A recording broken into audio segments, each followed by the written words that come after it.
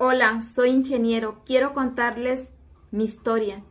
A base de mucho esfuerzo y trabajo logré reunir cierta cantidad de dinero que nos proporcionaba a mi esposa Rosa, a mi hijo Antonio y a mí llevar una vida desahogada, pues ya que trabajaba para una constructora muy grande del país. Cuando creí que había alcanzado una de las más grandes metas de mi vida, que era darle una casa propia y una estabilidad económica a mi familia, las cosas fueron para mal.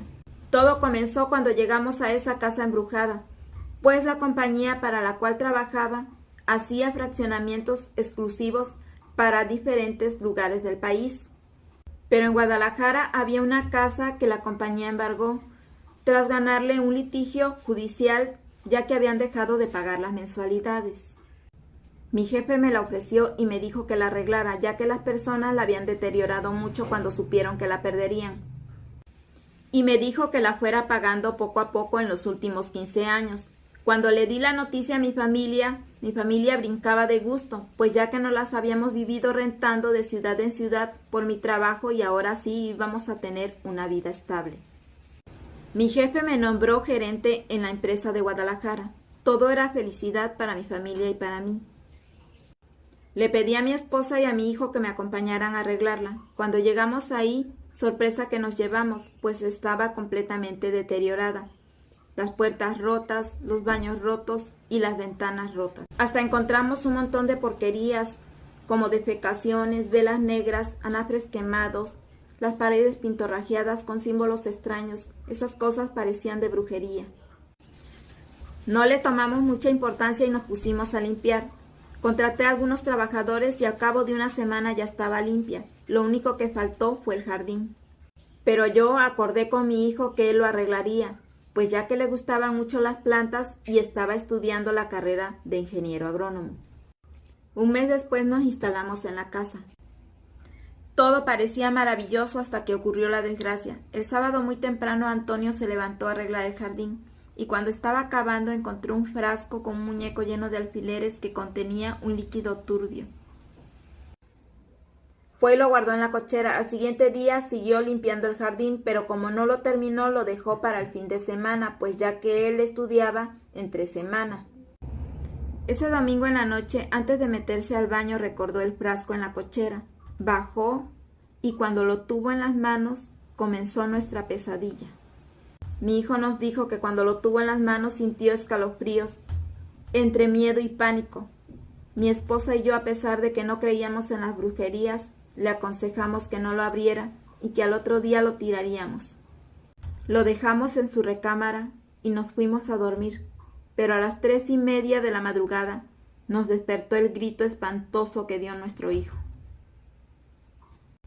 Inmediatamente corrimos a su recámara y encontré a mi hijo todo sudoroso y con mucha taquicardia. Estaba completamente pálido. Le pregunté qué le había pasado y me dijo que cuando él abrió los ojos había visto un hombre todo descarnado con una pestilencia horrorosa y que el hombre le ordenaba que no tirara el frasco, que lo volviera a dejar donde lo había encontrado. Mi hijo era un joven que no tomaba ni fumaba ni se metía nada. Era un muchacho ejemplar. Esa noche acordé con él que me llevaría el frasco lejos de ahí.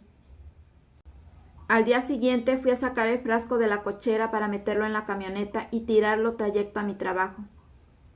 Cuando arranqué la camioneta tronó el motor. Por mucho que le hice ya no quiso funcionar. Me tuve que reportar enfermo al trabajo para no darle explicaciones a mi jefe. Y mandé a traer al mecánico.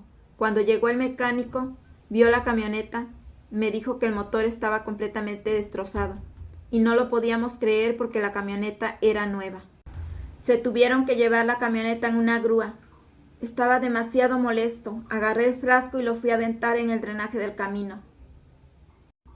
Cuando regresé a la casa, mi esposa estaba tendiendo ropa en la azotea. De repente escuché los gritos de mi hijo. Corrí hacia su recámara y encontré a mi hijo desmayado. Después escuché unos gritos de mi esposa pidiendo auxilio. Subí corriendo las escaleras y cuando llegué ahí vi a mi esposa que estaba en la orilla de la azotea tambaleándose y me gritaba: amor, ayúdame, me quiere aventar. En el momento que mi esposa me pedía ayuda, algo o alguien la aventó de la azotea Murió instantáneamente, pues se fracturó el cráneo. No podía creer lo que me estaba pasando, pues perdí a mi esposa. Mi hijo despertó de su desmayo, con la mirada ausente, y por momentos grita: quítenme a ese hombre porque me quiere llevar. Mi hijo ni siquiera se dio cuenta de la muerte de su madre. Lo tuve que recluir en un hospital. Ha pasado apenas 1 año de todo esto, y yo he envejecido bastante.